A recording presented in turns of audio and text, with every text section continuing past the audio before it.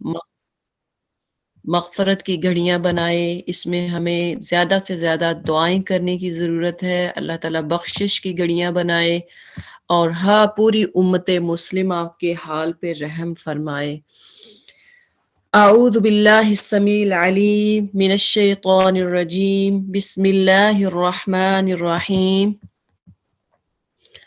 Rabbi इश्रह ली सदरी व यस्सिर ली अमरी वहलुल उक़दतम मिन लिसानी यफ़क़हू क़ौली वजअल ली वज़ीरम मिन अहली अल्लाहुम्मा सल्लि अला मुहम्मदिन व बारिक व सल्लिम तस्लीमा।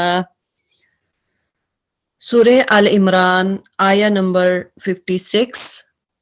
कल हमने सूरह आल इमरान आया नंबर 55 तक पढ़ा और 55 तक जो देखा आपने कि जंगे ओहद के बारे में तस्करा हो रहा था कि दो जमातें आपस में मिली, यानी एक तो मुसलमानों की थी और एक मुशरिकीन की, और उनके साथ फिर हुआ क्या, जंगे ओहद में मुसलमानों को जीतते जीतते शिकस्त हो गई। उनको अच्छी भली फतह हो रही थी, जीत हो रही थी, लेकिन चंद सहाबा ने जल्दबाजी की और जिसकी वजह से जंग जो है उसकी फतह जो है वो शिकस्त में बदल गई। तो फिर उसके बाद अल्लाह ताला ने उनको मुआफ भी फरमा दिया। आगे या अय्युहल्लज़ीना आमनू ला तकूनू से स्टार्ट कर रहे हैं आया नंबर 56 से। अऊज़ु बिल्लाहि मिनश शैतानिर रजीम बिस्मिल्लाहिर रहमानिर रहीम या अय्युहल्लज़ीना आमनू ला तकूनू कल्लज़ीना कफ़रू वक़ालू लिइख़वानिहिम इज़ा दरबू फ़िल अर्दि औ कानू गुज़्ज़न लौ कानू इंदना मा मातू वमा कुतिलू लियजअलल्लाहु ज़ालिका हसरतन फ़ी क़ुलूबिहिम वल्लाहु युह्यी व युमीत वल्लाहु बिमा तामलून बसीर। ऐ लोगो जो ईमान लाए हो, काफरों की सी बातें ना करो, यानी काफरों जैसी बातें ना करो जिनके अजीजो अकारब अगर कभी सफर पर जाते हैं या जंग में शरीक होते हैं और वही किसी हादसे से दो चार हो जाते हैं, किसी वजह में किसी हादसे में वो फौत हो जाते हैं या मारे जाते हैं, तो वो कहते कि हैं अगर वो हमारे पास होते तो ना मारे जाते और ना कत्ल होते। अल्लाह इस कौम की बातों को उनके दिलों में हसरत और दिंदा का सबब बना देता है। यानी काश का जो वर्ड है ये नहीं कहना चाहिए कि काश वो मेरे पास होते तो इस तरह होता, काश वो मेरे पास होते तो वो बीमारी ना लगती, मैं उसकी केयर करती, काश वो मेरे पास होता तो उसको मौत ना आती, काश वो घर से ना निकलता तो उसका एक्सीडेंट ना होता। यानी इस तरह की हमारी जो बातें हैं इससे अल्लाह ताला मना फरमा रहे हैं। और काश का वर्ड जो है वो वैसे ही शैतान के अमल को खोल देता है, हदीस का मफहूम है। तो इसलिए काश लऊ जो है वो नहीं कहना चाहिए कि काश ऐसा होता, वरना दरअसल मारने और जिलाने वाला तो अल्लाह ही है और तुम्हारी तमाम हरकत पर वही निगरान है। असल में जो लोग जंग में गए थे, जब शिकस्त हुई और उस वक्त फिर उन्होंने कहा कि उनके जो अहले खाना थे, जो घर वाले थे, उन्होंने कहा काश ये जंग में ना जाते तो ये ना कत्ल होते, तो उस पर यह आयत नाजिल हुई। अगर तुम अल्लाह की राह में मारे जाओ या मर जाओ तो अल्लाह की जो रहमत और बख्शिश तुम्हारे हिस्से में आएगी वो उन सारी चीजों से ज्यादा बेहतर है जिन्हें ये लोग जमा करते हैं।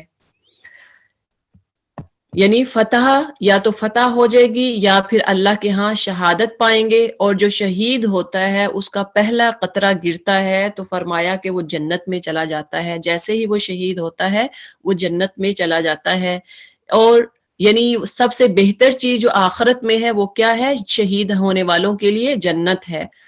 और ख्वाह तुम मरो या मारे जाओ, यानी तुम किसी को मारते हो या खुद शहीद हो जाते हो, बहरहाल तुम सबको सिमट कर जाना अल्लाह ही की तरफ है, अल्लाह की तरफ आना है। बेहतर मौत कौन सी है, शहादत की मौत है। ए पैगंबर सल्लल्लाहु अलैहि वसल्लम, ये अल्लाह की बड़ी रहमत है कि तुम इन लोगों के लिए बहुत नरम मजाज वाक़या हुए हो। ورنہ اگر کہیں تم تند خو یعنی سخت مزاج ہوتے اور سنگ دل ہوتے تو یہ سب تمہارے گرد و پیش سے چھٹ جاتے۔ ان کے قصور معاف کر دو، ان کے حق میں دعائے مغفرت کرو اور دین کے کام میں ان کو بھی شریک مشورہ رکھو۔ پھر جب تمہارا عزم کسی رائے پر مستحکم ہو جائے، تمہارا ارادہ کا کسی کام کے کرنے پر ہو جائے تو اللہ پر بھروسہ کرو۔ اللہ کو وہ لوگ پسند ہے جو اسی کے بھروسے پر کام کرتے ہیں۔ اب اس میں ہدایات آپ صلی اللہ علیہ وسلم کو اور ساتھ ہمیں بھی اس میں مشورہ دیا گیا ہے، ہمیں بھی ہدایات ہیں۔ سب سے پہلی بات تو یہ ہے کہ آپ صلی اللہ علیہ وسلم لوگوں کے لیے نرم مزاج تھے، کائنڈ ہارٹڈ تھے۔ آپ صلی اللہ علیہ وسلم لوگوں کے ساتھ یعنی اگر کوئی غلطی کرتا تو فوراً معاف کر دیتے یا ان کو اگنور کرتے۔ تو یہ آپ صلی اللہ علیہ وسلم کی صفت تھی اور یہ صفت صحابہ میں بھی پائی جاتی تھی، جیسا کہ حضرت ابو بکر صدیق رضی اللہ تعالی عنہ بہت کائنڈ ہارٹڈ تھے۔ اور اسی طرح سے ورنہ اگر کہیں تم، اللہ تعالیٰ کہتے ہیں اگر تم تندخو ہوتے یعنی سخت مزاج ہوتے، بات بات پہ غصہ آ جاتا تو پھر کیا ہوتا، سنگ دل ہوتے تو یہ سب تمہارے گرد و پیش ہٹ جاتے، یعنی یہ جو آپ کے ارد گرد لوگ ہیں جو اسلام قبول کر رہے ہیں یہ یہاں سے چلے جاتے۔ اب ان سے جو غلطی ہو گئی ان کو معاف کر دو۔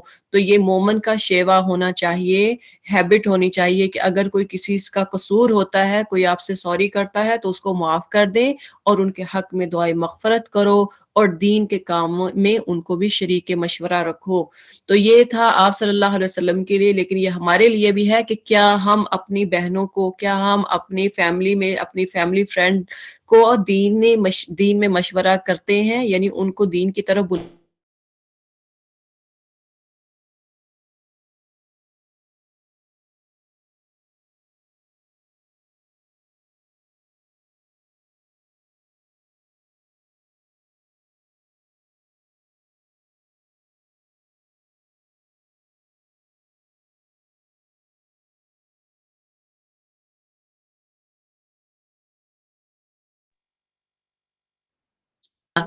یعنی جب تم کسی چیز پر ڈٹرمنڈ ہو جاؤ کہ یہ میں نے کرنا ہے تو پھر آپ نے اس پہ اللہ پہ بھروسہ کرنا ہے اور وہ کام اللہ پہ چھوڑ دیں اور اسی پر توکل کریں۔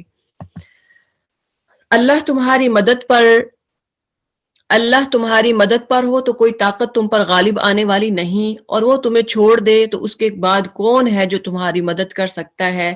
یعنی جب اللہ کی مدد کسی بندے کے ساتھ ہوتی ہے تو دنیا کی پوری طاقت زور لگا لے اور سوچ لے کہ اس کو میں نے اس کو اللہ نے جو عزت دی ہے یا جو جس عہدے پر ہے اس کو میں ہٹا دوں تو وہ نہیں ہٹا سکتا جب تک اللہ نہ چاہے۔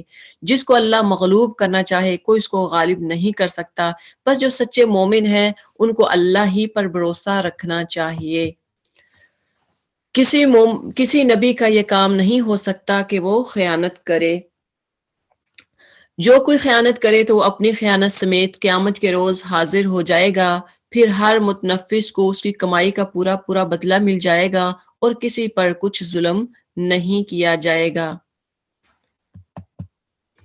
بھلا یہ کیسے ہو سکتا ہے کہ جو شخص ہمیشہ اللہ کی رضا پر چلنے والا ہو وہ اس شخص سے کام کرے جو اللہ کے غضب میں گر گیا ہو اور جس کا آخری ٹھکانہ جہنم ہو جو بدترین ٹھکانہ ہے۔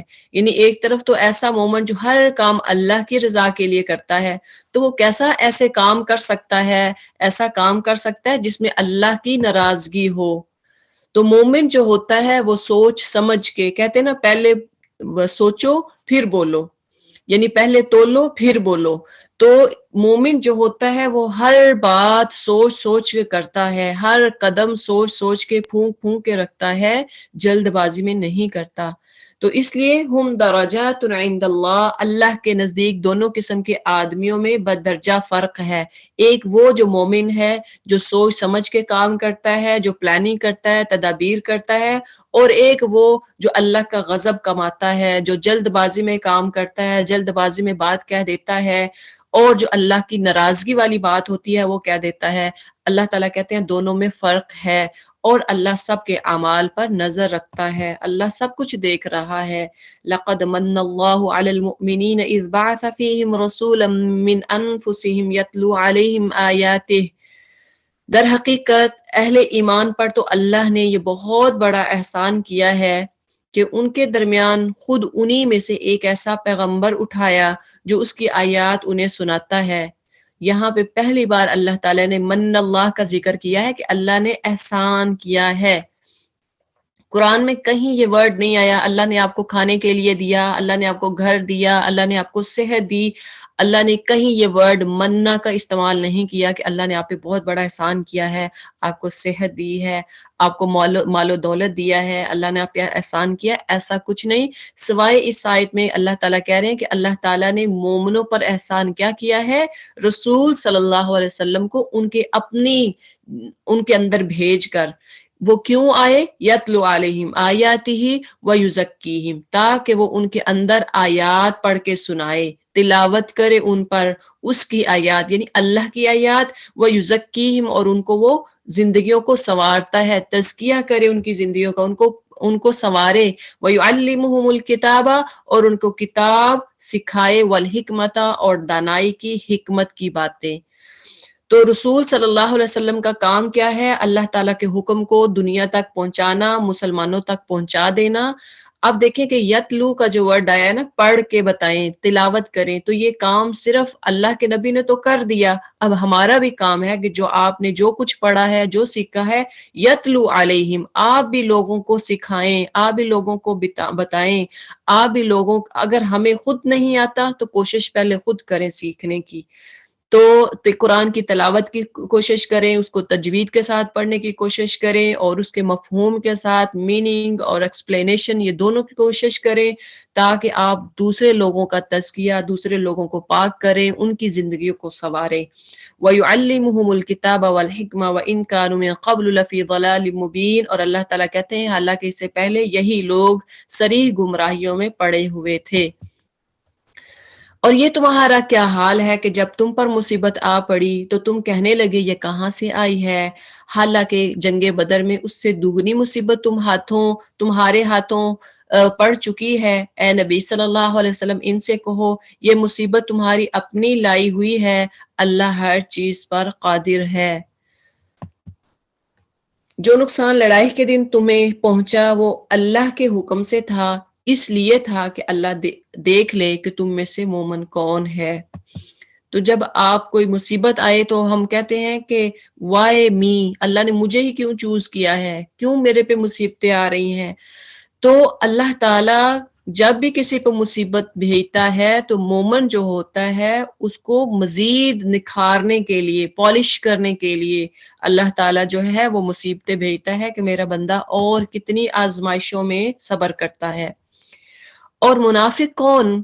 وہ منافق کہ جب ان سے کہا گیا کہ آؤ اللہ کی راہ میں جنگ کرو یا کم از کم اپنے شہر کی مدافعت ہی کرو، تو کہنے لگے اگر ہمیں علم ہوتا کہ آج جنگ ہوتی تو ہم ضرور تمہارے ساتھ چلتے۔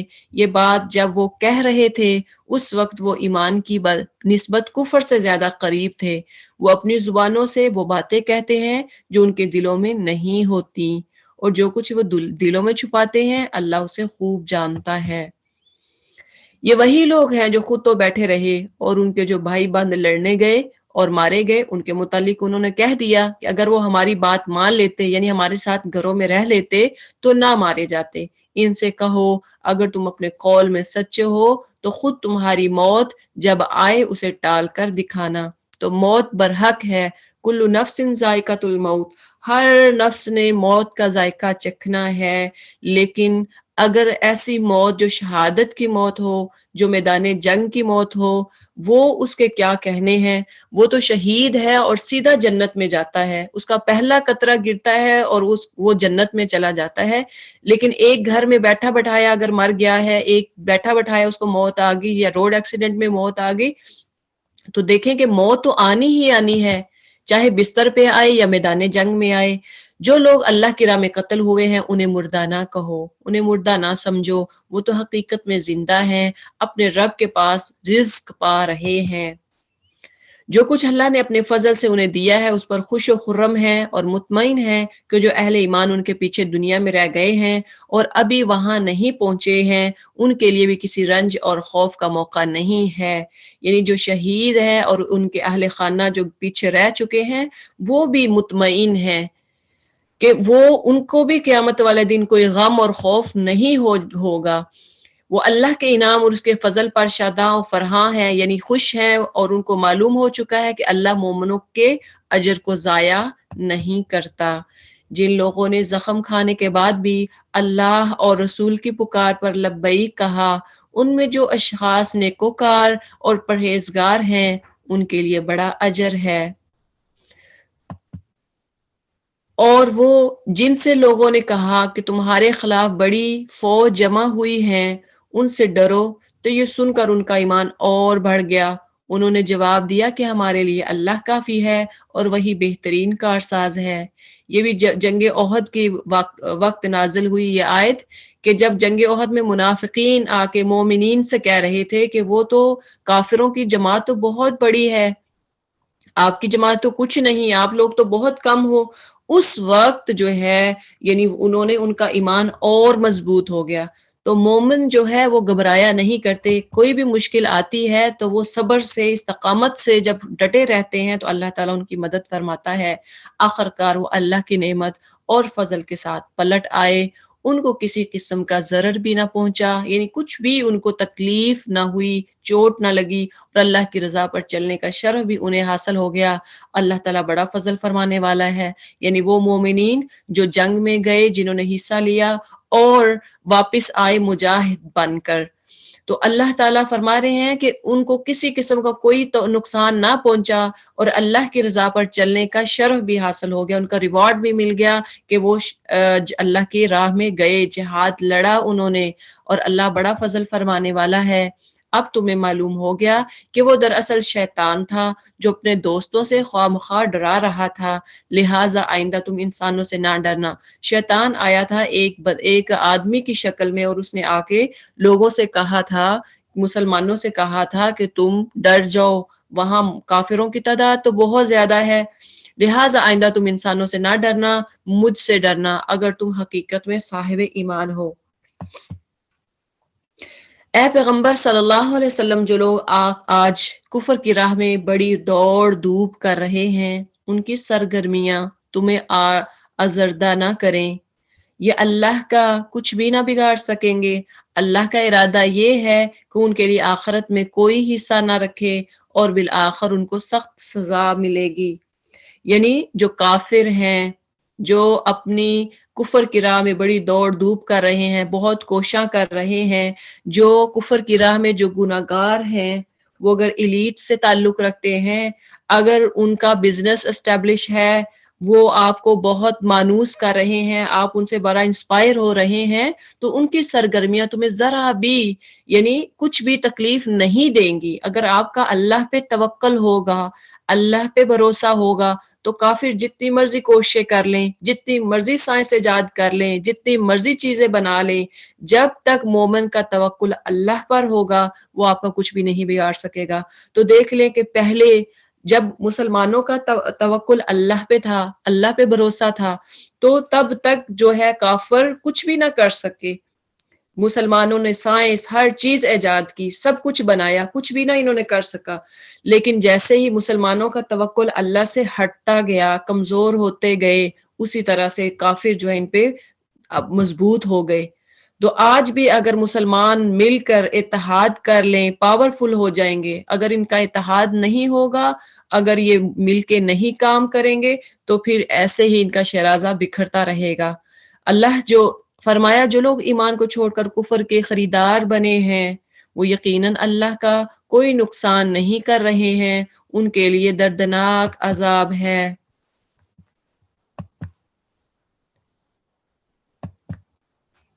یہ ڈیل جو ہم انہیں دیے جاتے ہیں ان کو یہ کافر اپنے حق میں بہتری نہ سمجھے.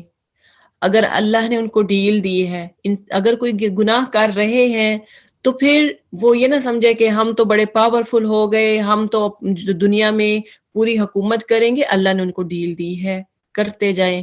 ہم تو انہیں اس لیے ڈیل دے رہے ہیں کہ یہ خوب بار گناہ سمیٹ لیں، جتنے گناہ کرنے ہیں کر لیں، پھر ان کے لیے سخت ذلیل کرنے والی سزا ہے. تو اگر ہم بھی اپنی زندگی میں کوئی گناہ کر رہے ہیں، اس پہ کبھی بھی اس کو اپنی عادت نہ بنا لیں، اس سے فوراً توبہ کریں، اللہ کی طرف آئیں. اور اگر ڈیل دی ہے، اگر ایک گناہ کرتے ہیں، اچھا کوئی بات نہیں، اللہ نے مجھے کچھ کہا ہی نہیں. اچھا دوسرا گناہ کرتے ہیں، اچھا ہم اور اس میں بڑھنا شروع ہو جاتے ہیں کہ اللہ نے تو مجھے کہا نہیں. تو وہ انسان جو گناہ پہ گناہ کرتا جاتا ہے اللہ اس کو ڈیل دے رہا ہے. تو اس لیے اگر سوچیں کہ اللہ مجھے کچھ نہیں کہہ رہا، تو فوراً اللہ تعالیٰ سے توبہ کریں، اللہ تعالیٰ کی طرف آ جائیں. یہی سمجھیں کہ اللہ نے مجھے ڈھیل دی ہے، اللہ نے مجھے وقت دیا ہے، مہلت دی ہے، تو میں گناہوں سے بچ جاؤں. ما کان اللہ لیذر المؤمنین، اللہ مومنوں کو اس حالت میں ہرگز نہ رہنے دے گا جس میں تم اس وقت پائے جاتے ہو. وہ پاک لوگوں کو ناپاک لوگوں سے الگ کر کے رکھے گا، مگر اللہ کا یہ طریقہ نہیں ہے کہ تم کو غیب پر اطلاع دے. غیب کی باتیں بتانے کے لیے تو وہ اپنے رسولوں میں سے جس کو چاہتا ہے منتخب کر لیتا ہے. لہٰذا امور غیب کے بارے میں، غیب کی خبروں کے بارے میں اللہ اور اس کے رسول پر ایمان رکھو. اگر تم ایمان اور خدا ترسی کے روش پر چلو گے تو تم کو بڑا اجر ملے گا.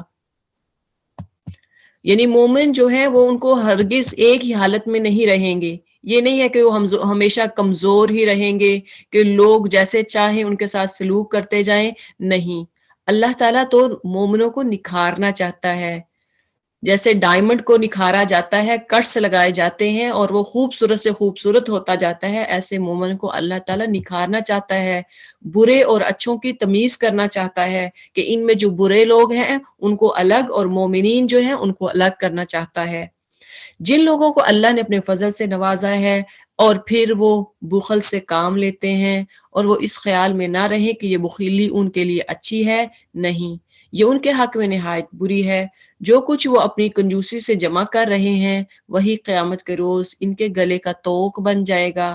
زمین اور آسمان کے میراث اللہ ہی کے لیے ہے اور تم جو کچھ کرتے ہو اللہ اس سے باخبر ہے.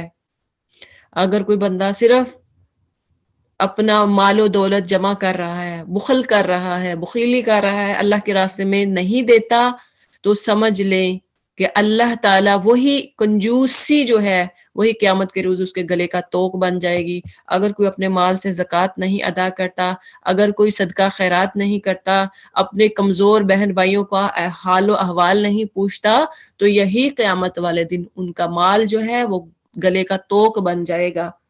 لقد سمع اللہ قول الذین قالوا ان اللہ فقیر ونحن اغنیاء، اللہ نے ان لوگوں کا قول سنا جو کہتے ہیں کہ اللہ فقیر ہے اور ہم غنی ہیں. ان کی باتیں بھی ہم لکھ لیں گے، اور اس سے پہلے جو وہ پیغمبروں کو ناحق قتل کرتے رہے ہیں وہ بھی ان کے نامہ اعمال میں ثبت ہے. جب فیصلے کا وقت آئے گا اس وقت ہم ان سے کہیں گے کہ لو اب عذاب جہنم کا مزہ چکھو. تو اللہ تعالی جنہوں نے کہا کہ اللہ فقیر ہے، یعنی اللہ نے کہا نا کہ لوگوں کو دو، تو انہوں نے کہا کہ اللہ یہ مانگ رہا ہے. اللہ نے جب کہا من ذا الذی یقرض اللہ قرضا حسنا، کہ کون ہے جو اللہ کو اچھا قرض دے، تو اس کا مذاق اڑاتے ہوئے یہودیوں نے کہنا شروع کیا کہ جی ہاں اللہ تو مفلس ہو گیا، اللہ تو فقیر ہو گیا، نعوذ باللہ، اب وہ بندوں سے قرض مانگ رہا ہے. تو قرض مثلاً اصل کیا تھا کہ اگر کوئی غریب ہے تو اس کو دے، جنگ میں دے، جہاد میں دے، کوئی مانگنے والا ہے اس کو دے. تو لہٰذا انہوں نے کیا کہا یہودیوں نے کہ نعوذ باللہ اللہ تعالیٰ جو ہے وہ مفلس ہو گیا، وہ فقیر ہو گیا، وہ مانگ رہا ہے، اس کو کیا ضرورت ہے مانگنے کی، ہم تو غنی ہیں، ہم تو بڑے پہنچے ہوئے ہیں، ہمارے پاس تو بڑا مال ہے، ہم تو امیر ہیں، ہم تو ایلیٹ ہیں. پھر اللہ نے کہا اچھا، اللہ نے کوئی جواب نہیں دیا. اللہ نے کہا سنکتب، ہم نے لکھ لیا، ہم لکھ لیتے ہیں جو کچھ بھی تم بولتے ہو، کوئی جواب نہیں دیں گے، لیکن اس کا بدلہ قیامت والے دن ضرور ملے گا. تم نے جو جو خطائیں کی، جو جو غلطیاں کی، میں نے سب کچھ لکھ لیا. یہ تمہارے اپنے ہاتھوں کی کمائی ہے، اللہ اپنے بندوں کے لیے ظالم نہیں ہے. کیونکہ یہ جو دنیا میں تم رہ کے کرو گے وہی آخرت میں پاؤ گے، جو آج بو گے زمین میں وہی کاٹو گے. جو لوگ کہتے ہیں اللہ نے ہم کو ہدایت کر دی ہے کہ ہم کسی کو رسول تسلیم نہ کریں جب تک وہ ہمارے سامنے ایسی قربانی نہ کرے جسے غیب سے آ کر آگ کھا لے، ان سے کہو تمہارے پاس مجھ سے پہلے بہت رسول آ چکے ہیں جو بہت سی روشن نشانیاں لائے تھے، اور وہ نشانی بھی لائے تھے جس کا تم ذکر کرتے ہو۔ پھر اگر ایمان لانے کے لیے شرط پیش کرنے میں تم سچے ہو تو ان رسولوں کو تم نے کیوں قتل کیا؟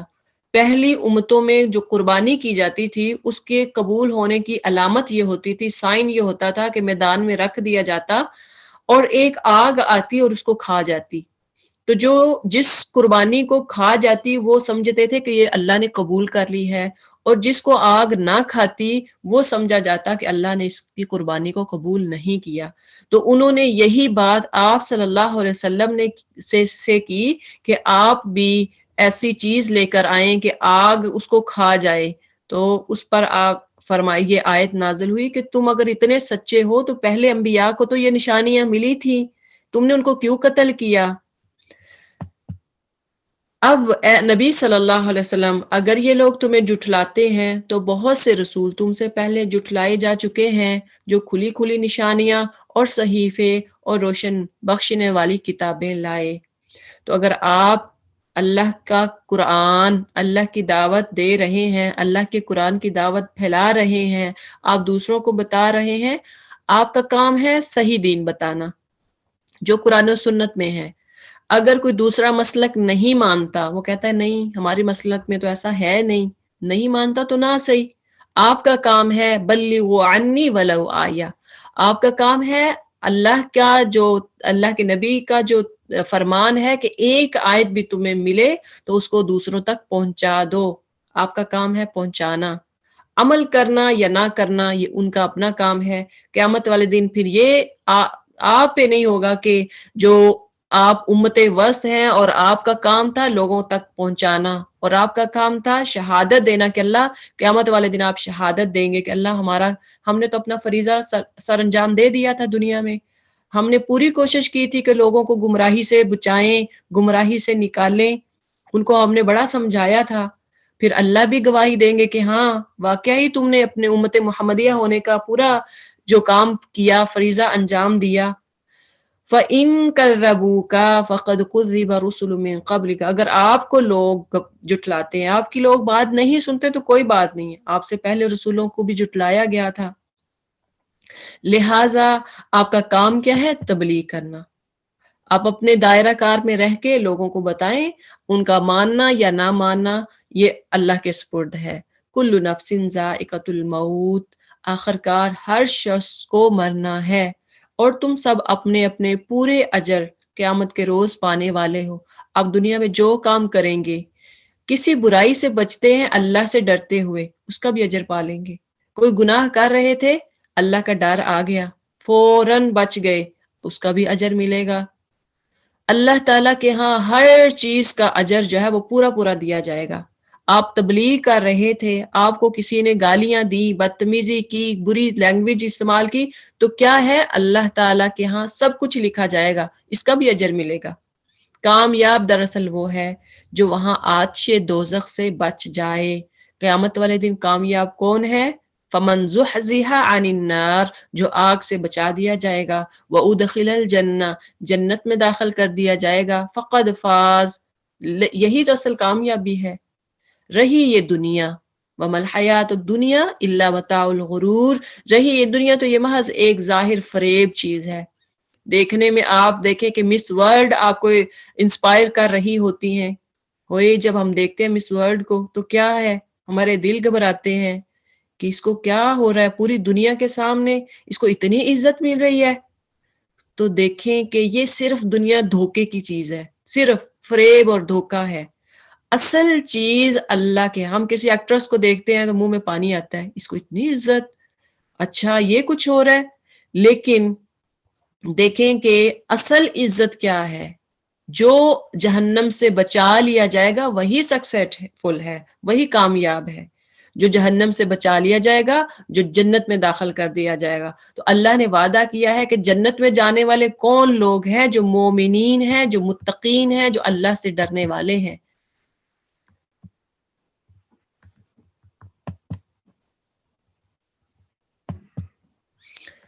مسلمانوں تمہیں مال و جان دونوں کی آزمائشیں پیش آ کر رہیں گی.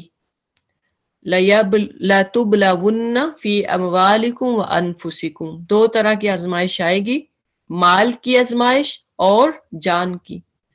اور تم اہل کتاب اور مشرکین سے بہت سی تکلیف دہ باتیں سنو گے. اگر ان سب حالات میں تم صبر اور خدا ترسی کی روش پر قائم رہو تو یہ بڑے حوصلے کا کام ہے. دیکھ لیں، اگر تم اہل کتاب اور مشرکین سے بہت سی باتیں، تکلیف دہ باتیں سنو گے تو یہ بہت صبر کی بات ہے. تو دیکھ لیں کہ یہ صرف اس وقت نہیں تھا، آج ہمارے لیے بھی ہے کہ آپ دین کی دعوت دیتے ہیں، آپ کو کوئی باتیں سناتا ہے تو آپ نے کیا کرنا ہے؟ ان کو اگنور کرنا ہے، صبر سے کام لینا ہے. تو جب آپ استقامت دکھائیں گے، صبر سے کام لیں گے تو یہ اللہ تعالیٰ کہتے ہیں فَإِنَّ ذَلِكَ مِنْ عَزْمِ الْأُمُورِ، یہ بڑے حوصلے کا کام ہے. یہ حوصلے والا بندہ ہی کر سکتا ہے. ادھر سے باتیں سنیں، بڑی آئی دین والی، بڑی آئی ملوانی، بڑا آیا حافظ، بڑی آئی حافظہ. خود تو دیکھو، شادی میں گئے تو کیا ہوتا ہے؟ اب یقین کریں کہ جو پردہ کرنے والی ہے نا، اگر ساری فیملی جو ہے وہ دوپٹہ بھی نہیں لیتی اور ایک بندہ اس میں جس نے عبایا پہنا ہوا، نقاب کیا ہوا، حجاب کیا ہوا، تو وہ اس کو آپ سارے دیکھ رہے ہوتے ہیں کہ یہ کیا عجوبہ لگ رہا ہے.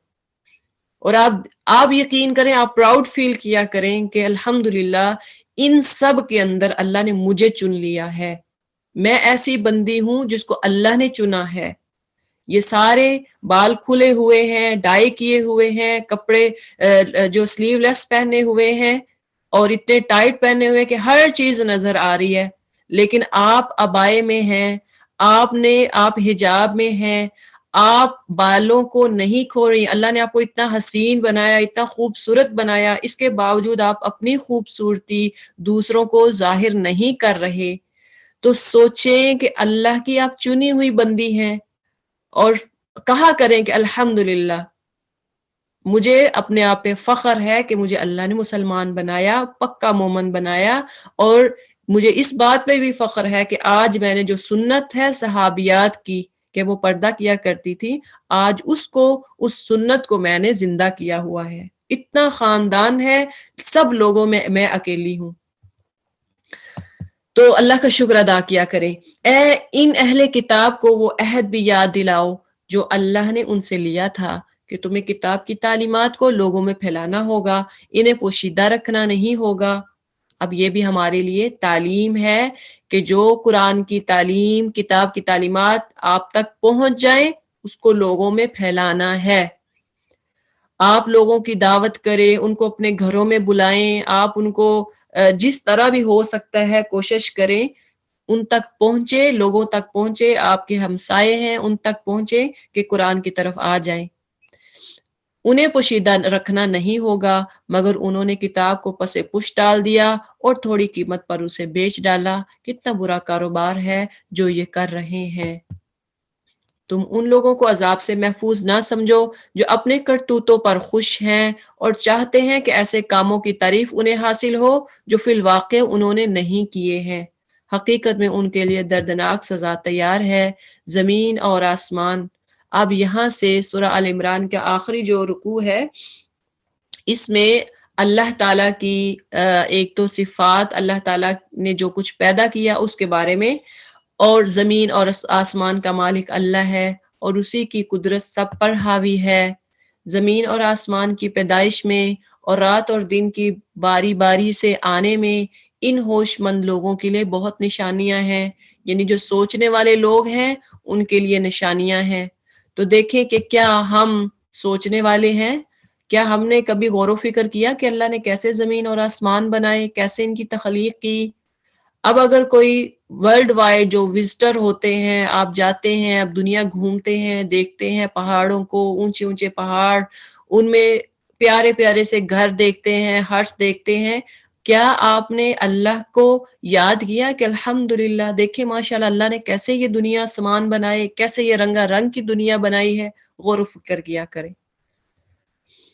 ان فی خلق السماوات والارض بے شک آسمان اور زمین کی تخلیق میں وہی کریٹر ہے، زمین اور آسمان کو بنانے والا ہے، رات اور دن کو بنانے والا، لآیات لأولی الالباب، یہ کن کے لیے نشانیاں ہیں؟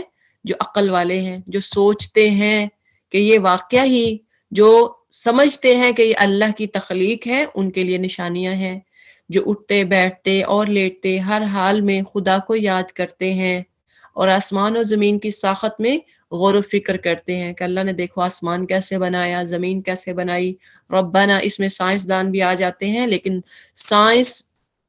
سائنسدان جو ہیں اگر وہ غور و فکر کے ساتھ ساتھ اگر اس کو قرآن اور سنت کے مطابق لیتے ہیں، قرآن اور سنت کے اور قریب آ جاتے ہیں، تو جو اللہ تعالیٰ نے بتایا اس کو ثابت کرتے ہیں کہ واقعہ ہی یہ اللہ کی نشانیاں ہیں، اللہ تعالیٰ نے کس طرح سے اس زمین اور آسمان کو پیدا کیا، اللہ کے اور قریب آتے ہیں، تو پھر وہی لوگ ہیں یتفکرون میں جو شامل ہوتے ہیں، غور و فکر کرنے والے۔ ربنا ما خلقت هذا باطلا، وہ بے اختیار بول اٹھتے ہیں پروردگار یہ سب کچھ تو نے فضول اور بے مقصد نہیں بنایا ہے، سبحانک فقنا عذاب النار، تو پاک ہے اس سے کہ ابس کام کرے، یعنی کوئی نکارہ چیز بنائے، اس سے تو پاک ہے، بس اے رب ہمیں دوزخ کے عذاب سے بچا لے۔ یہ بڑی پیاری دعا بھی ہے۔ تو نے جسے دوزخ میں ڈالا اسے در حقیقت بڑی ذلت اور رسوائی میں ڈال دیا، اور پھر ایسے ظالموں کا کوئی مددگار نہ ہوگا۔ مالک، ہم نے ایک پکارنے والے کو سنا جو ایمان کی طرف بلاتا تھا اور کہتا تھا کہ اپنے رب کو مانو، یعنی پکارنے والا کون؟ نبی صلی اللہ علیہ وسلم۔ ہم نے اس کی دعوت قبول کی، بس اے ہمارے آقا جو قصور ہم سے ہوئے ہیں ان سے درگزر فرما دے۔ ربنا فاغفر لنا ذنوبنا، ہمارے گناہوں کو معاف کر دے، وکفر عنا سیئاتنا، اور ہم سے ہماری برائیوں کو مٹا دے، وتوفنا مع الابرار، اور ہمارا خاتمہ نیک لوگوں کے ساتھ کرنا۔ تو اس میں دیکھ لیں کہ نیک لوگوں کے ساتھ جب آپ کا اٹھنا بیٹھنا نیک لوگوں کے ساتھ ہوگا، جب آپ کی صحبت آپ کی کمپنی نیک لوگوں کے ساتھ ہوگی، تو اس وقت پھر خاتمہ جو ہے وہ بھی نیک لوگوں کے ساتھ ہوگا، اور جب اٹھائے جائیں گے قیامت والے دن تب بھی نیک لوگوں کے ساتھ اٹھائے جائیں گے۔ تو یہاں ہم نے دیکھنا ہے کہ ہم نے اپنی کمپنی کیسے لوگوں کے ساتھ بنانی ہے، اپنا ساتھی، اپنے فرینڈ، اپنی فرینڈشپ، اپنے فالوور کیسے لوگ ہونے چاہیے۔ ربنا وآتنا ما وعدتنا، اے اللہ آتنا ہمیں دے دے، ما وعدتنا علی رسولک، جو وعدے تم نے اپنے رسولوں کے ذریعے سے کیے ہیں ان کو ہمارے ساتھ پورا کر، اور قیامت کے دن ہمیں رسوائی میں نہ ڈالنا، بے شک تو اپنے وعدے کے خلاف کرنے والا نہیں ہے۔ فاستجاب لهم ربهم انی لا اضیع عمل عامل منکم من ذکر او انثی، جواب میں ان کے رب نے فرمایا، جب یہ پوری پچھلی دعا جو تھی بندے نے کی، تو اب اللہ نے جواب میں فرمایا میں تم سے کسی کا عمل ضائع کرنے والا نہیں ہوں، خواہ مرد ہو یا عورت ہو، تم سب ایک دوسرے کے ہم جنس ہو، تم سب برابر ہو۔ لہٰذا جن لوگوں نے میری خاطر اپنے وطن چھوڑے اور جو میری راہ میں اپنے گھروں سے نکالے گئے اور ستائے گئے اور میرے لیے لڑے اور مارے گئے، ان کے سب قصور میں معاف کر دوں گا، اور انہیں ایسے باغوں میں داخل کر دوں گا جن کے نیچے نہریں بہتی ہوں گی، یہ ان کے جزا ہے اللہ کے ہاں، اور بہترین جزا، بہترین ریوارڈ اللہ کے ہی پاس ہے۔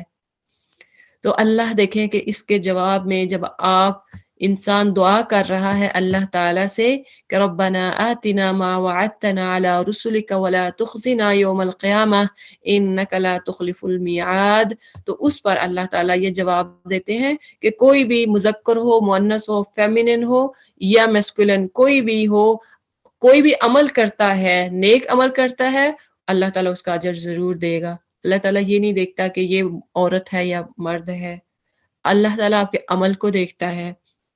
لیکن اللہ کہتے ہیں جو جہاد کرتے ہیں، جن کو ان کے گھروں سے ستا کے نکال دیا گیا، تنگ کیا گیا اور ان کو بلی کیا گیا، اللہ تعالیٰ ایسے لوگوں کو قیامت والے دن جنات تجری من تحتها الانہار، ایسی جنت میں داخل کریں گے جس کے نیچے نہریں بہتی ہوں گی۔ اے نبی صلی اللہ علیہ وسلم، لا یغرنک تقلب الذین کفروا فی البلاد، اے نبی دنیا کے ملکوں میں خدا کے نافرمان لوگوں کے چلت پھرت تمہیں کسی دھوکے میں نہ ڈال دے۔ یعنی دنیا کے ملکوں میں اللہ کے جو نافرمان ہیں، جو ایلیٹ کلاس ہیں، وہ ان کا چلنا پھرنا آپ کو دھوکے میں نہ ڈال دے۔ ہائے کتنے اچھے لوگ ہیں، کتنا مال ہے ان کے پاس، کتنی پراپرٹیز ہیں، کتنی اچھی لگژری کار ہے۔ ہم جب ایسے لوگوں کو دیکھتے ہیں تو واو کیا ہی ان کی دنیا ہے، تو ہم ان کو کیا کرتے ہیں، ان کو دیکھ کے ہمارا بھی دل کرتا ہے کاش یہ ہمارے پاس بھی ہو۔ تو اللہ تعالیٰ کیا فرما رہے، اے نبی دنیا کے ملکوں میں خدا کے نافرمان لوگوں کی چلت پھر تمہیں کسی دھوکے میں نہ ڈال دے۔ تو ان کو دیکھ کے تو واو نہیں کہنا، ہو سکتا ہے وہی ان کا متاع جو ہے، ان کا جو سامان جو ہے، جو انہوں نے دنیا میں کمایا، جو کچھ کر رہے ہیں، وہ ان کا وبال جان ہو۔ متاع قلیل، یہ محض چند روز زندگی کا تھوڑا سا لطف ہے، وہ اٹھا لے، پھر یہ سب جہنم میں جائیں گے جو بدترین جائے قرار ہے۔ برعکس اس کے جو لوگ اپنے رب سے ڈرتے ہوئے زندگی بسر کرتے ہیں، ان کے لیے ایسے باغات ہیں جن کے نیچے نہریں بہتی ہیں۔ یعنی ایسے لوگ ایک ایلیٹ ہیں، ان کی بجائے ایسے لوگ جو اپنے رب سے ڈرتے ہوئے زندگی بسر کرتے ہیں۔ اگر دولت بھی ہاتھ میں لگتی ہے تو پھر بھی ڈرتے ہیں، پھر بھی اللہ کی راہ میں خرچ کرتے ہیں کہ کہیں اللہ اس کے بارے میں مجھے حساب نہ لے لے۔ ان کے لیے ایسے باغ ہیں جن کے نیچے نہریں بہتی ہیں، ان باغوں میں وہ ہمیشہ رہیں گے۔ اللہ کی طرف سے یہ سامان ضیافت ہے، مہمان نوازی ہے ان کے لیے، اور جو کچھ اللہ کے پاس ہے نیک لوگوں کے لیے وہی سب سے بہتر ہے۔ آپ کے پاس ایمان کی دولت ہے تو سمجھے یہی میرے لیے سب سے بہتر ہے۔ آپ کو اللہ نے ایمان کی دولت سے نوازا، آپ کے پاس قرآن کی دولت ہے، آپ اس کو سیکھ رہے ہیں، آپ اس کو سمجھا رہے ہیں۔ اگر آپ کے پاس دنیا کمانے کا ٹائم نہیں ہے، آپ دین کی تبلیغ میں اپنے آپ کو وقف کیے ہوئے ہیں، تو سمجھ لیں یہی میرے لیے کافی ہے۔ تو انشاءاللہ اللہ اس کے بدلے میں ایسی جنت دیں گے، خالدین فیہا، ہمیشہ ہمیش کی جنت ہوگی۔ یہ تو دنیا چلتے پھرتے پتہ نہیں کب موت آ جائے، کتنے دنوں کی موت ہے، تنگی ہے، جیسے بھی ہے گزار لے، آخر لطف اندوز جو ہوں گے، اصل میں جو خوشی ہوگی وہ آخرت والی ہوگی جب اللہ جنت دے گا۔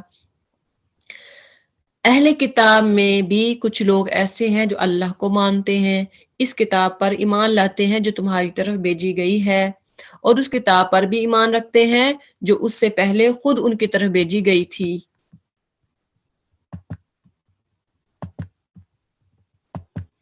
اہل کتاب میں بھی کچھ لوگ ایسے ہیں جو اللہ کو مانتے ہیں، اس کتاب پر ایمان لاتے ہیں جو تمہاری طرف بھیجی گئی ہے، اور اس کتاب پر بھی ایمان رکھتے ہیں جو اس سے پہلے خود ان کی طرف بھیجی گئی تھی۔ اللہ کے آگے جھکے ہوئے ہیں اور اللہ کی آیات کو تھوڑی سی قیمت پر بیچ نہیں دیتے، ان کا اجر ان کے رب کے پاس ہے، اور اللہ حساب چکانے میں دیر نہیں لگاتا۔ اے لوگو جو ایمان لائے ہو، صبر سے کام لو، باطل پرستوں کے مقابلے میں پامردی دکھاؤ۔ یعنی اس میں مومنین کی صفات بیان کی گئی ہیں کہ صبر کرنے والے ہیں۔ وَصَابِرُوا وَرَابِطُوا، صبر سے کام لیتے ہیں، باطل پرستوں کے مقابلے میں صبر دکھاتے ہیں، ثابت قدمی دکھاتے ہیں، اور حق کی خدمت کے لیے کمر بستہ رہو۔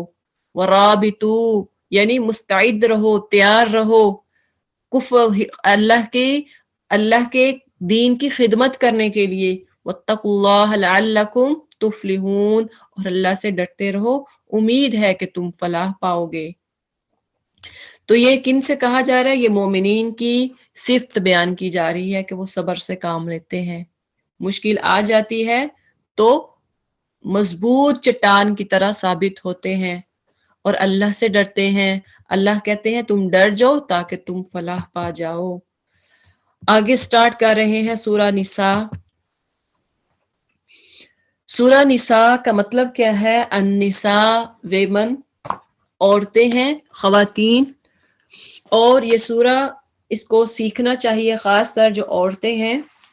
سورہ مائدہ مردوں کے لیے ہے، مردوں کے سیکھنے کے لیے آپ صلی اللہ علیہ وسلم نے فرمایا کہ مرد خاص طر سورہ مائدہ کو سیکھیں، اور عورتیں جو ہیں ہمارے لیے یہ سورہ نساء ہے، اس میں بہت زیادہ مسائل ہیں، اور اس میں دیکھیں کہ اللہ تعالیٰ یا ایھا الناس سے خطاب کریں کہ اے لوگو اللہ سے ڈر جاؤ، ربکم جو تمہارا رب ہے، خلقکم من نفس واحدہ جس نے ایک نفس سے پیدا کیا۔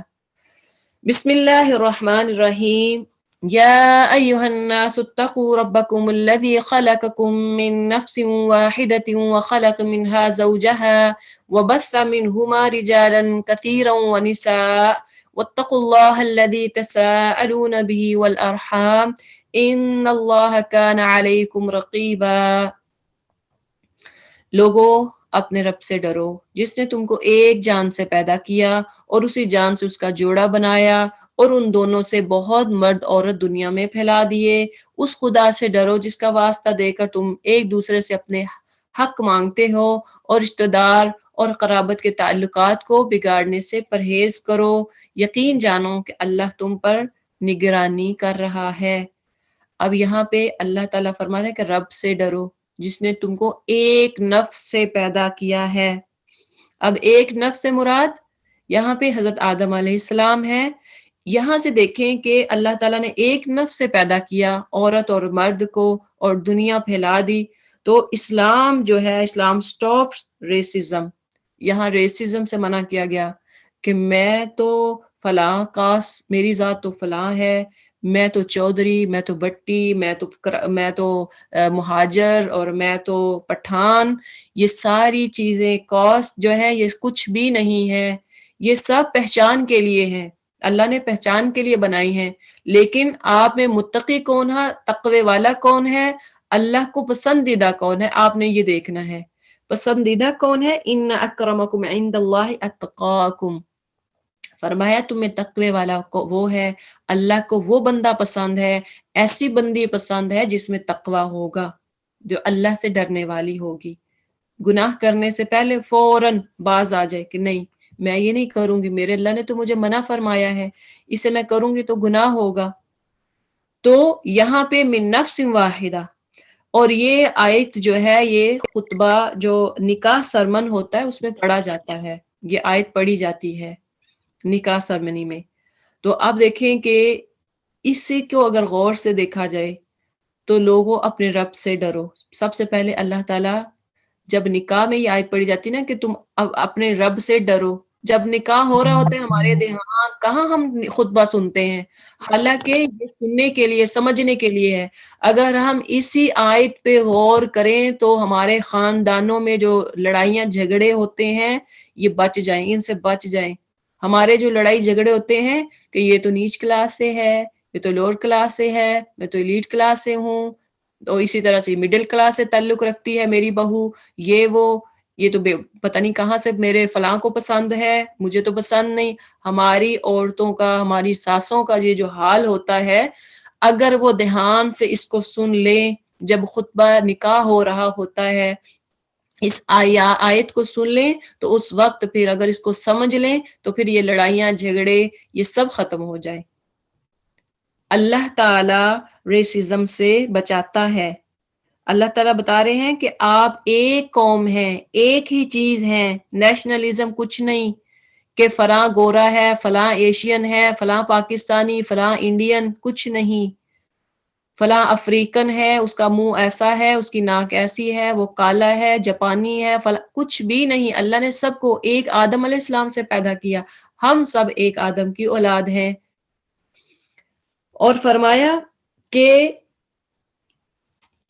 اللہ تعالیٰ نے تم کو رجالن کثیرا ونساء، یعنی بہت زیادہ مرد اور عورتیں پھر دنیا میں پھیلا دیے۔ واتقوا اللہ الذی تساءلون به والارحام، اور اس آیت میں اور واتقوا اللہ، اللہ کہہ رہے ہیں اللہ سے ڈر جاؤ، وہ اللہ جس کا تم واسطہ دے کر، به والارحام، جس کا واسطہ دے کر تم ایک دوسرے سے اپنے حق مانگتے ہو۔ کیا کہتے ہیں؟ کوئی ہم پہ زیادتی کرے تو ہم کہتے ہیں اللہ کا واسطہ، خدا سے بچو، اللہ کا واسطہ تم یہ کام نہ کرو۔ تو اس وقت ہم دوسروں کو ڈرانے کی کوشش کرتے ہیں، ہم اللہ کا واسطہ فار گاڈ سیک، لیکن اللہ تعالیٰ وہ ذات ہے جس سے ڈرنے کا حق ہے، جو حق رکھتا ہے۔ ان اللہ کان علیکم رقیبا، کیوں؟ وہ تو ہمیشہ ہمارے اوپر ایسے نگہبان ہے، وہ تو دیکھ رہا ہے، نگرانی کر رہا ہے، اس کو تو کسی سی سی ٹی وی کیمرے کی ضرورت نہیں ہے، وہ تو ہر وقت آپ کو دیکھ رہا ہے آپ کیا کر رہے ہیں، آپ کون سے الفاظ دوسرے سے بول رہے ہیں۔ تو دیکھیں کہ یہ آیت اس کو سمجھنے کی ضرورت ہے، اور ہماری جب شادیاں ہوتی ہیں تو وہاں پہ یہ اسپیشلی جن کو اللہ تعالیٰ موقع دے اور خطبہ نکاح کو اونچی آواز میں لاؤڈلی پڑھا جائے، اور اس کے معنی بھی بعد میں کوئی بتائے کہ اس کا مطلب کیا ہے، اور جو شادی کر رہے ہوں ماں کو چاہیے، والدین کو چاہیے کہ اپنے بچوں کو یہ جو آیت ہے اس کا مطلب معنی آنا چاہیے، وہ اپنے بچوں کو پڑھ کے سکھائے، تاکہ یہ جو بعد کی شادی کے بعد کی جو لڑائیاں جھگڑے ہیں اس سے بچ جائیں۔ وَآتُوا الْيَتَامَ أَمْوَالَهُمْ، یتیموں کے مال ان کے پاس، ان کو واپس دو، اچھے مال کو برے مال سے نہ بدلو، اور ان کے مال اپنے مال کے ساتھ ملا کر نہ کھا جاؤ، یہ بہت بڑا گناہ ہے۔ یتیموں کے مال کو کھانا نہیں چاہیے، ان کو ان کے واپس کر، اگر کوئی یتیموں کے مال کا گارڈین ہوتا ہے، اگر ان کے پاس مال ہوتا ہے تو وہ ان کو چاہیے کہ وہ ان کے مال کو سنبھال کے رکھیں، جب جوان ہو جائے تو ان کو واپس کر دیں۔ وَإِنْ خِفْتُمْ أَلَّا تُقْسِطُوا، اگر تم یتیموں کے ساتھ بے انصافی کرنے سے ڈرتے ہو تو جو عورتیں تم کو پسند آئیں ان میں سے 2 3 4 سے نکاح کر لو۔ یعنی یہ وہ رواج جو ہمارے آج بھی کلچر میں ہے، آج بھی ہمارے رواج پایا جاتا ہے، زمانہ جاہلیت میں بھی کچھ ریچولز تھیں، وہ کیا تھیں کہ جو یتیم بچیاں ہوتی، جو جوان ہو جاتی، تو کیا ہوتا کہ ان کو ان کو اپنے گھر میں بٹھائے رکھتے یا تو ان کا نکاح قرآن سے کروا دیا جاتا، یا نکاح جو ہے وہ ایسے چھوٹے بچے سے کروا دیا جاتا، یا پھر ان کو بٹھائے رکھتے کہ دوسرا ہمارا بچہ جوان ہوگا تو پھر اس کے ساتھ اس کا نکاح کیا جائے گا، اتنی دیر وہ بیچاری 40 کی ہو جاتی اور بچہ ابھی 13 کا ہے، 14 کا ہے، تو یہ ظلم ہوتا۔ اور اگر تم یتیموں کے ساتھ بے انصافی کرنے سے ڈرتے ہو تو جو عورتیں، یعنی یتیموں کے علاوہ ان کے علاوہ اور بھی عورتیں ہیں، تم ان سے نکاح کر سکتے ہو، جو تمہیں پسند ہو ان میں سے 2 3 4 سے نکاح کر لو۔ یہاں پہ نکاح کی حد بندی بتا دی گئی کہ مرد جو ہے وہ کتنی عورتوں سے ایٹ اے ٹائم شادی کر سکتا ہے، 4 تک الاؤ ہے۔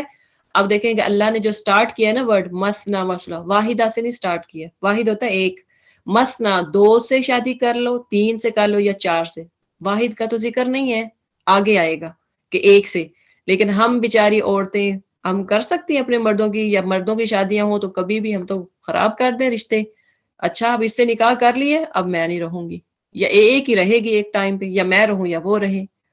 تو یہ ہمارا حال ہے۔ ہمیں سب سے، اب ہم عورتوں کو کڑوا یہی کہہ لیں کہ اللہ تعالیٰ کا حکم ہے، لیکن ہمیں یہ کڑوا لگتا ہے، ہمیں یہ ہم اس کو ہضم نہیں کر سکتے، اس آیت کو ہم پھیلا نہیں سکتے، لوگوں کو نہیں بتا سکتے کہ 2 سے بھی شادی کر سکتے ہیں، 3 سے بھی کر سکتے ہیں، 4 سے بھی کر سکتے ہیں، یا پھر اگر کسی مرد نے شادی کر لی تو پھر کیا ہے، ہم رولا ڈال دیتے ہیں۔ زنا کو اگر وہ کرتے جائیں، وہ زنا کریں، کوئی بات نہیں ہے، وہ کون سی گھر میں لے کے آیا ہے، باہر ہے نا، کھاتا جائے جو کھانا ہے گند، گھر میں تو نہیں لے کے آ رہا۔ یہ ہمارا حال ہے، ہم زنا کو، اڈلٹری کو عام کرنے کی کوشش کرتے ہیں، جبکہ اللہ تعالیٰ نے اسی گناہ سے بچانے کے لیے مثنا و ثلاثہ و رباع کا ذکر کیا کہ اگر تمہیں پسند ہے تو گھر لے آؤ، شادی کرو، نکاح کرو، گھر لے آؤ، 2 سے کر سکتے ہو، 3 سے کر سکتے ہو، 4 تک اجازت ہے ایک ٹائم میں۔ فَإِنْ خِفْتُمْ أَلَّا تَعْدِلُوا، ہاں اگر تمہیں ڈر ہو کہ تم 2 کے درمیان یا 3 یا 4 کے درمیان انصاف نہ کر پاؤ گے، فَوَاحِدَةٌ، پھر ایک سے ہی کر لو، یہی بہتر ہے۔ پھر ایک کا حکم ہے جب تم انصاف نہ کر پاؤ تو۔ وَمَا مَلَكَتْ أَيْمَانُكُمْ، اور یا ان عورتوں کو زوجیت میں لاؤ جو تمہارے قبضے میں آئی ہیں، یعنی جو لونڈیاں بن کے آئی ہیں، بے انصافی سے بچنے کے لیے زیادہ قریب یہی ہے کہ ایک سے شادی کر لو، اور عورتوں کے مہر خوش دلی کے ساتھ فرض جانتے ہوئے ادا کرو۔ یہ عورتوں کو جو حق مہر ہے ان کو ادا کرنا چاہیے۔ ہمارے میں رواج یہ ہوتا ہے کہ اتنا حق مہر باندھ دیا جاتا ہے کہ وہ نہ تو مہر دیتا ہے، اور طلاق کے ڈر سے ہم اتنا حق مہر کرتے ہیں، باندھتے ہیں کہ وہ کہتے ہیں کہ میری بیٹی کو طلاق نہیں ہوگی. تو اس کا مطلب کیا ہے کہ وہ ساری عمر حق مہر نہیں دے گا. حالانکہ حق مہر کا نکاح نامے میں 2 کیٹیگریز ہوتی ہیں، 2 ٹائپس ہوتی ہیں. ایک تو معجل ہوتا ہے، آن دا اسپاٹ نکاح ہو رہا ہے اور فوراً ادا کرنا ہوتا ہے، اور دوسرا ہوتا ہے مؤخر، یعنی آپ تھوڑا سا ڈیلے کر کے آپ دے سکتے ہیں. فَإِن طِبْنَ لَكُمْ، پھر اگر وہ خود اپنی خوشی سے مہر کا کچھ حصہ تمہیں معاف کر دیں تو اسے تم مزے سے کھا سکتے ہو. اگر عورت خود معاف کرتی، کیونکہ یہ اس کا رائٹ ہوتا ہے، اگر خود وہ معاف کر دے مہر میں سے کچھ نہ کچھ تو کوئی بات نہیں. اور وہ اپنے وہ مال جنہیں اللہ نے تمہارے لیے قیام زندگی کا ذریعہ بنایا ہے نادان لوگوں کے حوالے نہ کرو، البتہ انہیں کھانے اور پینے کے لیے دو اور انہیں نیک ہدایت دو. جن کا اگر یتیم مال آپ کے پاس ہے، یتیموں کا مال آپ کے پاس ہے، ایز اے گارڈین آپ نے وہ مال، آپ کو پتا ہے کہ یہ سارا لٹا دیں گے، خرچ کر دیں گے، ادھر ادھر اپنے مال کو تقسیم کر دیں گے، ان کو سنبھالنا نہیں آئے گا، تو اس وقت پھر آپ ان کا مال اپنے پاس رکھو. جب جوان ہو جائیں تب ان کو واپس کر دو. جب آپ وہ میچورٹی ان کے اندر آ جائے کہ اب یہ اپنے مال کو مال سمجھیں گے اور ضائع نہیں کریں گے، تب ان کو واپس کر دو. وَابْتَلُوا الْيَتَامَىٰ حَتَّىٰ إِذَا بَلَغُوا النِّكَاحَ، اور یتیموں کی آزمائش کرتے رہو یہاں تک کہ وہ نکاح کے قابل عمر کو پہنچ جائیں. پھر اگر تم ان کے اندر اہلیت پاؤ، یعنی وہ میچور ہو جائیں، تو ان کے مال ان کے حوالے کر دو. ایسا کبھی نہ کرنا کہ حد انصاف سے تجاوز کر کے اس خوف سے ان کے مال جلدی جلدی کھا جاؤ کہ وہ بڑے ہو کر اپنے حق کا مطالبہ کریں گے. یتیم کا جو سرپرست مالدار ہو وہ پرہیزگاری سے کام لے. اگر تو گارڈین جو ہے وہ مالدار ہے پھر وہ اس کے مال سے نہ کھائے، اللہ سے ڈرتا رہے کہ نہیں یہ میرے لیے جائز نہیں ہے. ہاں اگر وہ غریب ہو، وہ معروف طریقے سے کچھ کھا پی سکتا ہے، پھر جب ان کے مال ان کے حوالے کرنے لگو تو لوگوں کو اس پر گواہ بنا لو کہ اب میں واپس کر رہا ہوں، اور حساب لینے کے لیے اللہ کافی ہے. یہ تو دنیا کا حساب آپ کر رہے ہیں. جب آپ میں یہ ڈر ہوگا کہ اللہ نے ایک دن اللہ کے پاس جانا ہے، اللہ میرے سے کہیں یہ حساب نہ لے لے، تو پھر آپ ضرور پرہیزگاری اختیار کریں گے. اس خوف سے نہیں کھائیں گے کہ یہ اب بچہ بڑا ہو رہا ہے، جوان ہو رہا ہے، اور اس کو مجھے واپس اس کا مال لٹانا پڑے گا، چلو اب کھا لو. مردوں کے لیے اس مال میں حصہ ہے جو ماں باپ اور رشتہ داروں نے چھوڑا ہو، اور عورتوں کے لیے بھی اس مال میں حصہ جو ماں باپ اور رشتہ داروں نے چھوڑا ہو. یہاں سے جو آ رہا ہے، یہاں وراثت کا آ رہا ہے کہ وراثت جو ہے وہ کن کو ملے گی. اور عورتوں کے لیے اس مال میں حصہ ہے جو ماں باپ اور رشتہ داروں نے چھوڑا. جاہلیت میں وراثت عورتوں کو نہیں دی جاتی تھی، لیکن اسلام آیا، آپ صلی اللہ علیہ وسلم کے دور میں یہ آیات نازل ہوئی کہ عورتوں کے جو رائٹس ہیں وہ ان کو ملنا شروع ہو گئے. تو مردوں کو پہلے خالی وراثت ملتی تھی، اس کے بعد عورتوں کو بھی وراثت میں حصہ دار ٹھہرایا گیا. اور ہم عورتیں آج کیا کر رہی ہیں؟ اپنے رائٹس لینے کے لیے اسپیشل دن ایک مناتی ہیں، 8 مارچ. اس میں نکلتی ہیں اور وہ غلاظت ہوتی ہے، وہ سلوگن ہوتے ہیں کہ دیکھنے والا حیران رہ جاتا ہے اور دیکھنے والا شرما جاتا ہے، شرم سے سر جھک جاتے ہیں کہ یہ کیسے کیسے سلوگن لکھے ہوتے ہیں. تو دیکھ لیں اللہ تعالیٰ نے ہمیں اسلام کو جب ہم فالو کریں گے، اسلام کو مانیں گے، تو پھر اللہ نے ہمیں رائٹ سب دیے ہیں. اگر ہم اسلام کو مانتے ہیں تو اللہ نے ہمیں سب حقوق دیے ہیں. اگر ہمیں پتا ہوگا کہ قرآن میں اللہ نے کیا فرمایا ہے، پھر کبھی بھی ہم ایسے لوگوں کا ساتھ نہیں دیں گے. اور جب تقسیم کے موقع پر کنبے کے لوگ اور یتیم اور مسکین آئیں تو اس مال میں سے ان کو بھی کچھ دو اور ان کے ساتھ بھلے مانسو کسی بات کرو. یہاں وراثت میں اگر آپ کچھ نہ کچھ ان کو حصہ دے دیں، یعنی وراثت دار ان کو ٹھہرایا نہیں گیا کہ وہ ان کو حصہ ملے گا، ایسا نہیں ہے، لیکن آپ کچھ نہ کچھ اگر آپ دے دیتے ہیں تو کوئی بات نہیں ہے. لوگوں کو اس بات کا خیال کر کے ڈرنا چاہیے. اگر وہ خود اپنے پیچھے بے بس اولاد چھوڑتے تو مرتے وقت انہیں اپنے بچوں کے حق میں کیسے کچھ اندیشے لاحق ہوتے.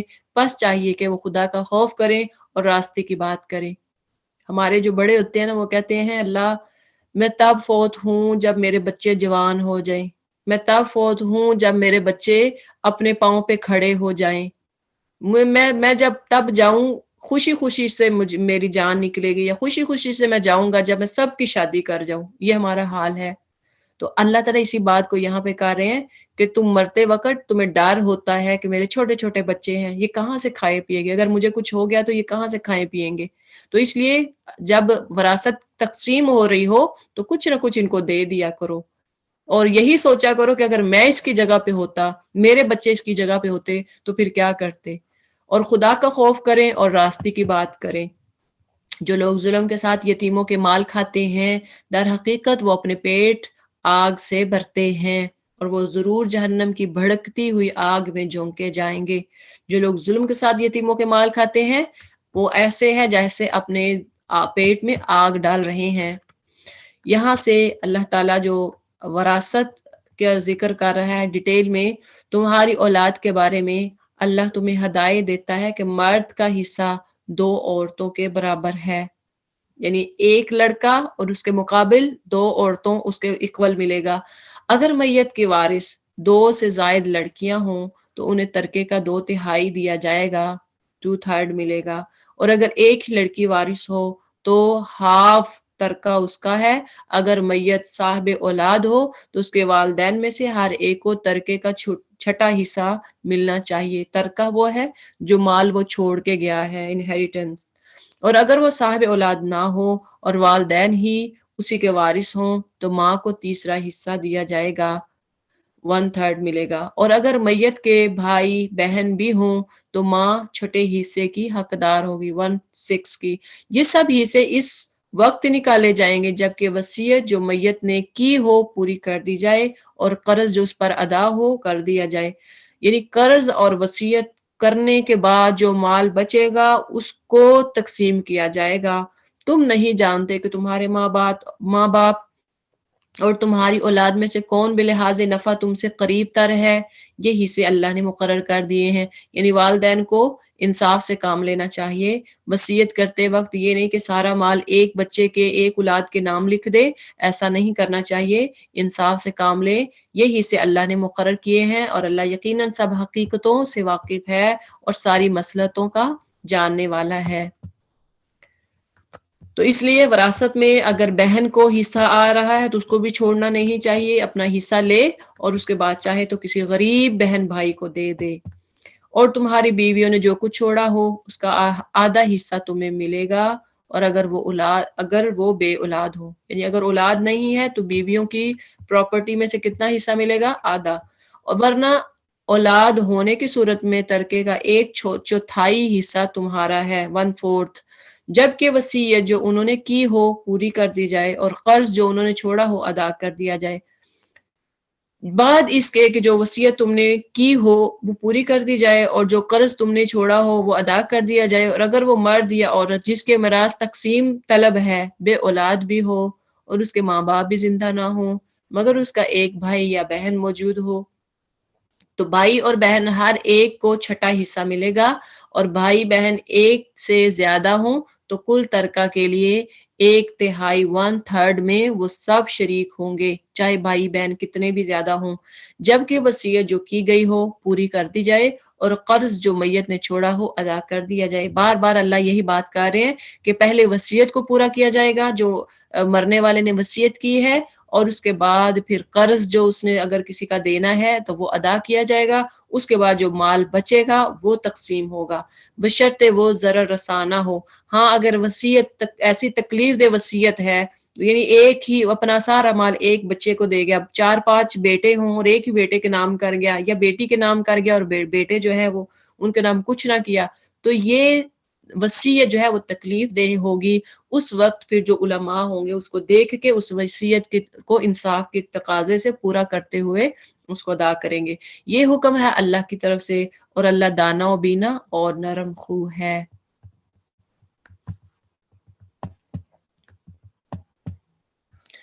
تلک حدود اللہ، یہ اللہ کی مقرر کی ہوئی حدیں ہیں. تو حدوں کو توڑنا نہیں چاہیے. جو اللہ اور اس کے رسول کی اطاعت کرے گا اسے ایسے باغوں میں داخل کرے گا جن کے نیچے نہریں بہتی ہوں گی اور ان باغوں میں وہ ہمیشہ رہے گا اور یہی بڑی کامیابی ہے.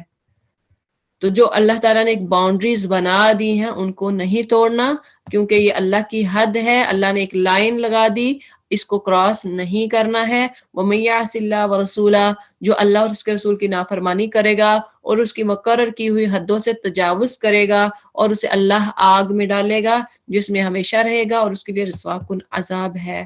وَاللَّاتِي يَأْتِينَ الْفَاحِشَةَ، تمہاری عورتوں میں سے جو بدکاری کی مرتکب ہوں ان پر اپنے میں سے 4 آدمیوں کی گواہی لو، اور اگر 4 آدمی گواہی دے دیں تو ان کو گھروں میں بند رکھو یہاں تک کہ انہیں موت آ جائے یا اللہ ان کے لیے کوئی راستہ دکھائے۔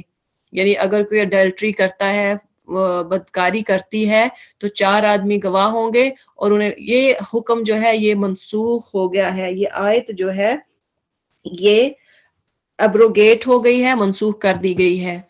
وَاللَّذَانِ يَأْتِيَانِهَا مِنْكُمْ، اور تم میں سے جو اس فعل کا ارتکاب کریں ان دونوں کو تکلیف دو، پھر اگر وہ توبہ کریں اور اپنی اصلاح کر لیں تو انہیں چھوڑ دو کہ اللہ بہت توبہ قبول کرنے والا اور رحم فرمانے والا ہے۔ یہ جان لو کہ اللہ پر توبہ کی قبولیت کا حق انہی لوگوں کے لیے ہے جو نادانی کی وجہ سے کوئی برا فعل کر گزرتے ہیں۔ یعنی جو کوئی انجانے ہوئے، نہ جانتے ہوئے اگر کوئی برا کام کرتا ہے، پھر اس کو پتہ چلتا ہے، توبہ کر لیتا ہے، تو اللہ تعالیٰ اس کی توبہ قبول فرماتے ہیں، اور اس کے بعد جلدی ہی توبہ کر لیتے ہیں، فوراً توبہ کرتا ہے، اللہ تعالیٰ اس کی قبول کرتے ہیں۔ ایسے لوگوں پر اللہ اپنی نظر عنایت سے پھر متوجہ ہوتا ہے، اور اللہ ساری باتوں کی خبر رکھنے والا اور حکیم و دانا ہے۔ مگر توبہ ان لوگوں کے لیے نہیں ہے جو برے کام کیے چلے جاتے ہیں، جو کہتے ہیں کہ چلو کوئی بات نہیں ہے، برا کام کیا، اچھا ایک اور کر لیں، اللہ نے مجھے کون سا پوچھا ہے، کوئی بات نہیں ہے، اللہ نے مجھے کچھ نہیں کہا، کوئی نقصان نہیں پہنچایا، کرتے جاتے ہیں، ہیبٹ بنا لیتے ہیں، یہاں تک کہ جب ان میں سے کسی کی موت کا وقت آ جاتا ہے اس وقت وہ کہتا ہے کہ اب میں نے توبہ کی ہے، اور اسی طرح توبہ ان کے لیے بھی نہیں ہے جو مرتے دم تک کافر رہیں۔ ایسے لوگوں کے لیے تو ہم نے دردناک سزا تیار کر رکھی ہے۔ اے لوگو جو ایمان لائے ہو، تمہارے لیے حلال نہیں ہے کہ زبردستی عورتوں کے وارث بن بیٹھو، اور نہ یہ حلال ہے کہ انہیں تنگ کر کے اس مہر کا کچھ حصہ اڑا لینے کی کوشش کرو جو تم انہیں دے چکے ہو۔ ہاں اگر وہ کسی صریح بد چلنی کی مرتکب ہوں تو ضرور تمہیں تنگ کرنے کا حق ہے، ان کے ساتھ بھلے طریقے سے زندگی بسر کرو۔ اگر وہ تمہیں ناپسند تو ہو سکتا ہے کہ ایک چیز تمہیں پسند نہ ہو، مگر اللہ نے اسی میں بہت کچھ بلائی رکھی ہو۔ تو ایسی عورتیں کہ ایک تو یہ حلال نہیں ہے کہ کسی عورت پر زبردستی وارث بن جانا، جیسا کہ ہم نے پہلے ذکر کیا کہ اگر کسی عورت کا خامند فوت ہو گیا، وہ بیوہ ہو گئی، تو اب یہ نہیں ہے کہ اچھا دیور بیٹھے ہیں، یہ بوڑھا جیٹ بیٹھا ہے، وہ شادی کرے گا اس سے، اور اسے زبردستی نکاح کر لینا، یہ جائز نہیں ہے، یہ ظلم ہے۔ اور نہ یہ حلال ہے کہ انہیں تنگ کر کے اس کا مہر کا کچھ حصہ اس سے لے لینا، یہ بھی جائز نہیں ہے۔ مہر عورت کا حق ہے، اگر وہ چاہے تو وہ کچھ نہ کچھ دے سکتی ہے، اگر وہ خود معاف کرنا چاہے تو کر سکتی ہے۔ ہاں اگر وہ بد چلنی کا اگر وہ کچھ مرتکب ہیں تو پھر تھوڑا بہت اس کو تنگ کر سکتے ہیں، ادروائز نہیں۔ ان کے ساتھ بھلے طریقے سے زندگی بسر کرو، اگر وہ شریف ہیں تو ان کے ساتھ آرام طریقے سے رہو، زندگی بسر کرو۔ اگر وہ تمہیں ناپسند ہو، یعنی ایک ایسی عورت جو شریف ہے، ناپسند، آپ کو ظاہری اس کا حلیہ جو ہے وہ اچھا نہیں لگتا، اللہ تعالیٰ کہتے ہیں فَعَسَىٰ أَن تَكْرَهُوا شَيْئًا وَيَجْعَلَ اللَّهُ فِيهِ خَيْرًا كَثِيرًا، ہو سکتا ہے دیکھنے میں آپ کو وہ اچھی نہ لگے لیکن اللہ تعالیٰ نے اس میں بہت بھلائی رکھی ہو سکتا ہے اس سے آپ کی اولاد، آپ کا خاندان ایسا روشن خاندان، ایسے بچے ذہین پیدا ہوں کہ وہ ساری باتیں جو ہیں وہ کہ یہ عورت خوبصورت نہیں، وہ ساری بھول جائیں، آپ وہ اچھے لگنا شروع ہو جائے۔ اور اگر تم ایک بیوی کی جگہ دوسری بیوی لے آنے کا ارادہ ہی کر لو، یعنی اگر آپ نے آپ کو پسند آ گئی، کوئی بیوی کوئی کسی سے نکاح کرنے کی کوشش کر رہے ہو، تو پہلی بیوی کا تو پھر کیا کرنا ہے، خواہ تم نے اسے ڈھیر سا مال ہی کیوں نہ دیا ہو، یعنی آپ نے مہر میں بہت سارا پیسہ لکھ دیا ہو لیکن اب پہلی بیوی کو طلاق دینی ہے، تو اس صورت میں اس میں سے کچھ واپس نہ لینا، جو آپ نے حق مہر ادا کر دیا ہے اسے واپس نہیں لے سکتا۔ کیا تم اسے بہتان لگا کر اور سری ظلم کر کے واپس لوگے؟ یعنی اس پہ بہتان لگا کے اس کا کریکٹر اسیسینیشن کر کے کہ یہ تو فلاں ہے، ایسی ہے، تو اس سے مال واپس لیا نہیں جا سکتا، اس کی کریکٹر اسیسینیشن نہیں کی جائے گی، یہ ظلم ہوگا۔ ہاں اگر آپ کو وہ پسند نہیں ہے تو پھر یہ ہے کہ پہلی بیوی کو طلاق دے دو اور اس کا جو حق مہر تم نے ادا کیا ہے اس کو واپس نہیں لے سکتے، اور آخر تم اسے کس طرح لے لو گے جبکہ تم ایک دوسرے سے لطف اندوز ہو چکے ہو اور تم سے پختہ عہد لے چکی ہے۔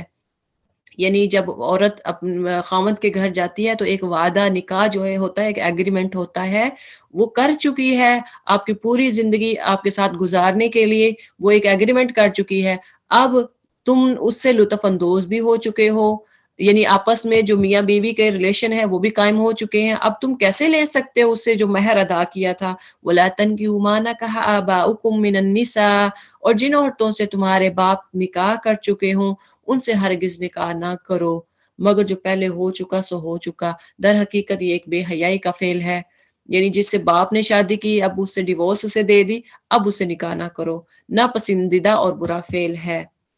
حرمت علیکم امہاتکم، یہاں پہ حرمات جو ہے ابدی یعنی پرماننٹ، جو رشتے حرام ہے ہمیشہ ہمیشہ والے، تم پر حرام کی گئی ہیں تمہاری مائیں، بیٹیاں، بہنیں، پھوپھیاں، خالائیں، بھتیجیاں، بھانجیاں، اور تمہاری وہ مائیں جنہوں نے تم کو دودھ پلایا ہو، اور تمہاری دودھ شریک بہنیں، اور تمہاری بیویوں کی مائیں یعنی ساسیں، اور تمہاری بیویوں کی لڑکیاں، اور جنہوں نے تمہاری گودوں میں پرورش پائی ہے، چاہے پرورش نہیں بھی پائی، بڑی ہیں اس کے باوجود وہ اس وقت تک حرام ہے، ان بیویوں کی لڑکیاں جن سے تمہارا تعلق زن و شو ہو چکا ہو، یعنی جن سے میاں بیوی کا تعلق آپ نے قائم کر لیا، اور وہ بیٹیاں آپ پہ، ان کی بیٹیاں آپ پہ حرام ہیں۔ ورنہ اگر صرف نکاح ہوا ہو اور تعلق زن و شو نہ ہوا ہو، یعنی ریلیشن شپ قائم نہ ہوئے ہو میاں بیوی کے، تو انہیں چھوڑ کر ان کی لڑکیوں سے نکاح کر لینے میں تم پر کوئی حرج نہیں ہے، اور تمہارے ان بیٹوں کی بیویاں جو تمہارے سلب سے ہوں، یعنی جو تمہارے اپنے جو بیٹے ہیں ان کی بیویاں یعنی بہویں جو ہیں وہ بھی حرام ہے۔ اور یہ بھی تم پر حرام کر دیا گیا ہے کہ ایک نکاح میں دو بہنوں کو جمع کرو، مگر جو پہلے ہو گیا سو ہو گیا۔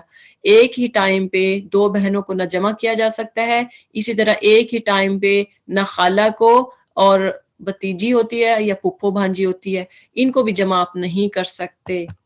اللہ تعالیٰ بخشنے والا رحم کرنے والا ہے۔ یہاں سے انشاءاللہ ہم سورہ 5 پارہ سے انشاءاللہ ہم کل سٹارٹ کریں گے۔ سبحانک اللہم و بحمدک، نشہد ان لا الہ الا انت، نستغفرک و نتوب الیک۔